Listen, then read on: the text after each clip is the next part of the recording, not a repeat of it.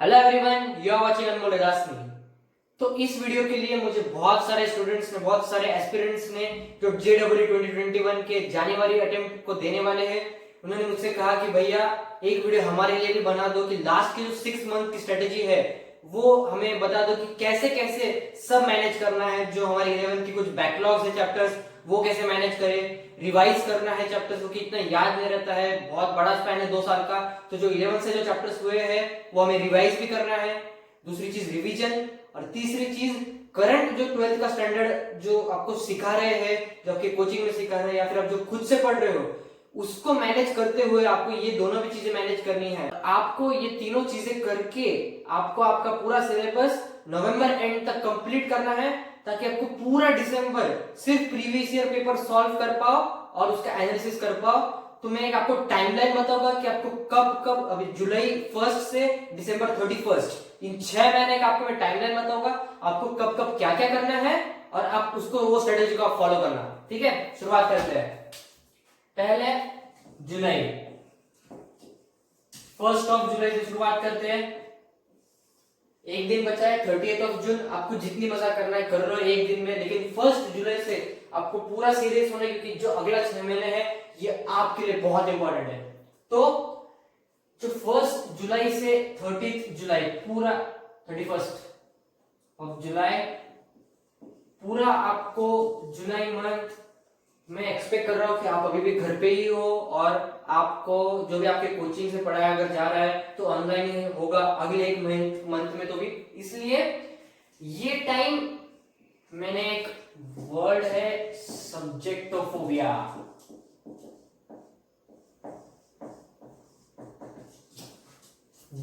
बहुत सारे स्टूडेंट्स को तीनों सब्जेक्ट में, फिजिक्स केमिस्ट्री मैथ्स, एक सब्जेक्ट तो ऐसा होता है जो कुछ ऐसा डर लगता है कि 11th में भी इसके बहुत सारे चैप्टर्स हमारे अच्छे से नहीं हो पाए और इसमें हमारे सबसे कम मार्क्स स्कोर होते हैं। जब भी हम कोई टेस्ट देते हैं या फिर उतने अगर चैप्टर्स का हम टेस्ट देते हैं तो सबसे कम जो, अगर तो सबके लिए अलग अलग होगा, किसके लिए फिजिक्स होता है, किसके लिए केमिस्ट्री, किसके लिए मैथ्स।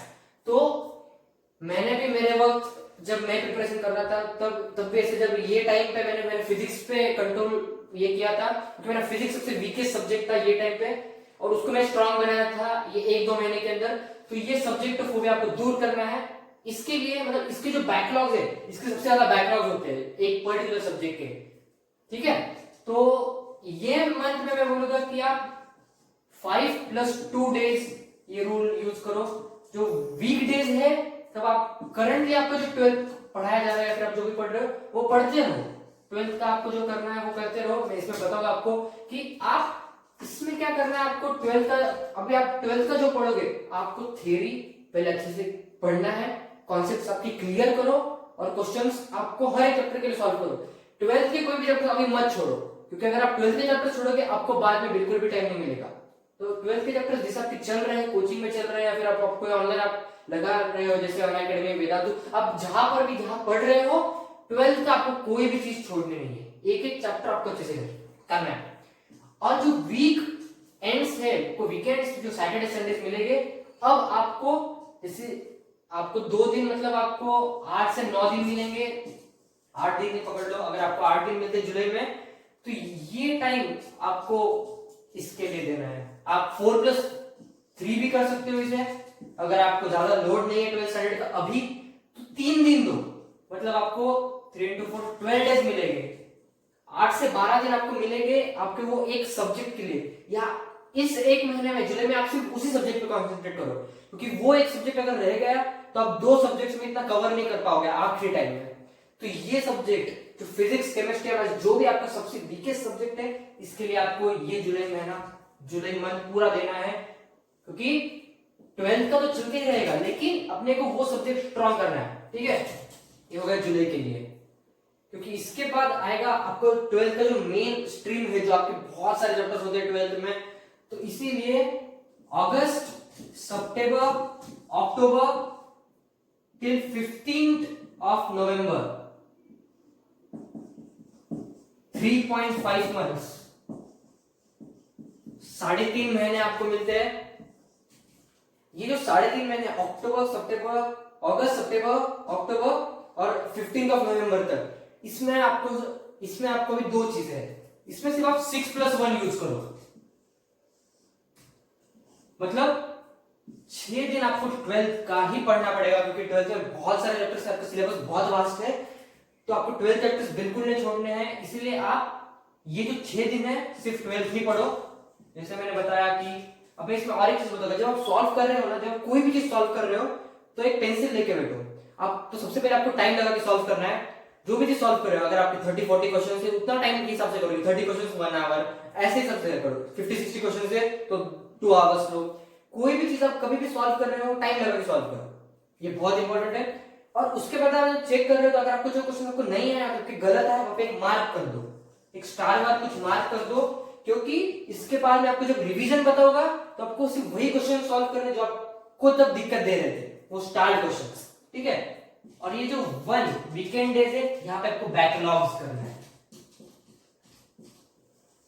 अब मैं अगर ये बोलूं तो आपको एक दिन मतलब आपको एक मंथ में 4 डेज और 12 और मतलब 14 to 15 डेज आपको मिलेंगे बैकलॉग्स कवर करने के लिए। अब इन 14 to 15 डेज में आप इसको भी एक से आप 2 दिन भी कर सकते हो, सैटरडे संडे या फिर जो हॉलीडेज आपको मिल रहे हैं बीच में भी आप बैकलॉग्स कर सकते हो। लेकिन मैं बोल रहा हूँ कि 15 डेज और मोर देन सफिशिएंट, क्योंकि आप पहले भी एक सब्जेक्ट जो आपका वीक था उसको आप अच्छा कर चुके हो। तो अब ये 14 to 15 डेज आपको आपके जो बैकलॉग्स 11 सब्जेक्ट के वही करने हैं बस। तो आप 14 to 15 डेज में 20 to 25 चैप्टर्स आप कर सकते हो। इतना तो करना ही पड़ेगा, क्योंकि एक दिन में आप 1.5 एक 2 चैप्टर हो ही जाएगा, लेकिन उससे ज्यादा करना है। तो आप एक दिन में अगर 1 या 2 चैप्टर कर ले तो 20 से 25 चैप्टर आपके, अभी इससे ज्यादा बैकलॉग्स नहीं होने चाहिए। मतलब आपने 11 तो पूरी वेस्ट कर दिए, आपकी कुछ ना कुछ तो अच्छी होगी 11, इसीलिए ये आपको 20 से 25 उसके लिए देने हैं। ये आपको देना पड़ेगा कि आपके जो बैकलॉग्स है 15 नवंबर तक आपका पूरा सिलेबस कंप्लीट हो जाना चाहिए। बिल्कुल, मतलब ऐसा कुछ रहना, ऐसा कोई चैप्टर रहना नहीं चाहिए जिसको आपने हाथ नहीं लगाया हो, क्योंकि अभी ही टाइम है वो करने के लिए। यहाँ पे आपका एक सब्जेक्ट अच्छा हो जाएगा जो आपके सबसे वीकेस्ट है, यहाँ पे आपके बाकी के बैकलॉग सब क्लियर हो जाएंगे। तो ये 15 नवंबर तक आप ये अप्लाई करो, ये स्ट्रेटेजी यूज करो। इसलिए मैंने यहाँ पे अगस्त सितंबर अक्टूबर एक साथ क्यों बोल दिया, क्योंकि आपका 12th का बहुत सिलेबस वास्ट रहेगा, तो आपको सिर्फ तब 12th ही करना है। ऐसा नहीं होना चाहिए कि आप 12th के कुछ चैप्टर छोड़ के 11th चैप्टर्स कर रहे हो, ठीक है।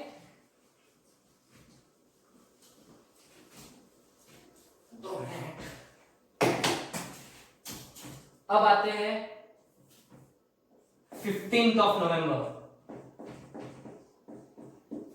से 30 नवंबर।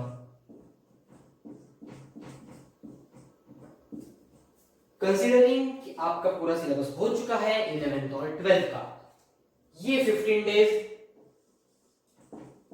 रिवीजन। अभी 11th के ऐसे भी चैप्टर्स हो गए जो आपके बैकलॉग्स नहीं थे, लेकिन याद रखनी पड़ेगी वो चीजें, क्योंकि आप भूल गए होगे, 1-1.5 साल हो चुका है उस चीजों को सीखते हुए।